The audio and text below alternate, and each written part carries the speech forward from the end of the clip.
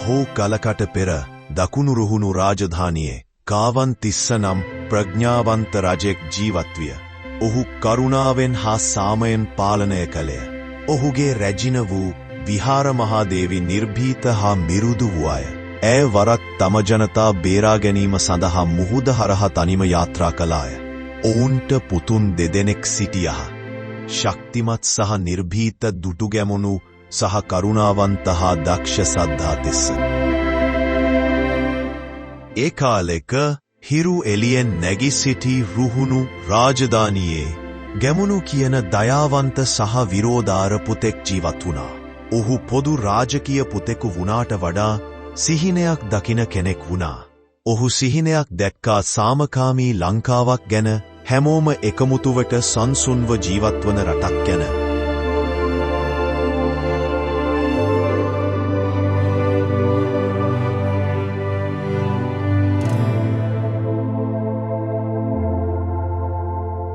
අනුරාධපුරය එලාර නම් දමිළ රජෙක් පාලනය කළේය.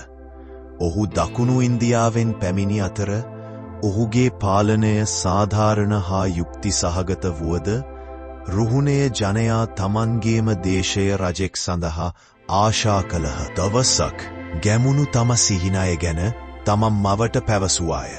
ප්‍රඥාවන්ත විහාර මහාදේවී රැජීන සිනාසෙමින්, මගේ පුතේ ඔබට දේශයෙක් සේසත් කිරීමට අවශ්‍ය නම් එය ශක්තියෙන් පමණක් නොව කරුණාවෙන කරන්න යයි පැවසුවාය. ඉතින් ගැමුණු කුමාරයා දිවාරෑ පුහුණු වුණා. ඔහු හොඳ හදවත් ඇති යෝධයන් වන ශක්තිමත් රණශූරයන් 10 දෙනෙකු රැස්කර දේශය ආරක්ෂා කිරීමට සූදානම් වුණා. කුඩා කණ්ඩුල ඇතාපවා ඔහු අසල ශක්තිමත් වුණා. කණ්ඩුල සාමාන්‍ය ඇතෙක් නොවේ. ඔහු නිර්භීත, දක්ෂ සහ ඕනෑම දෙයකට වඩා තම කුමාරයාට ආදරය කළේ. හදවතේ බලාපොරොත්තුවක් තබාගෙන කණ්ඩුල ඔහු අසලින් තබාගෙන ගැමුණු කුමරු පිටත් විය. සහ නිම්න හරහා මිනිසුන් ප්‍රීති ഘോഷා කරමින් අපේ කුමාරයා එනවා, අපේ කුමාරයා එනවා රටේ වැසියන් අත් පොලසන් දෙන්න විය. අනුරාධපුර දොරටුව අසලදී රජවරු දෙදෙනෙක් මුණ ගැසුණා. උතුරෙන් එක්කෙනෙක්, දකුණෙන් එක්කෙනෙක්. නමුත් මෙය හුදෙක් සටනක් නොවේ, එය ගෞරවය පිළිබඳ පරීක්ෂණයක් විය.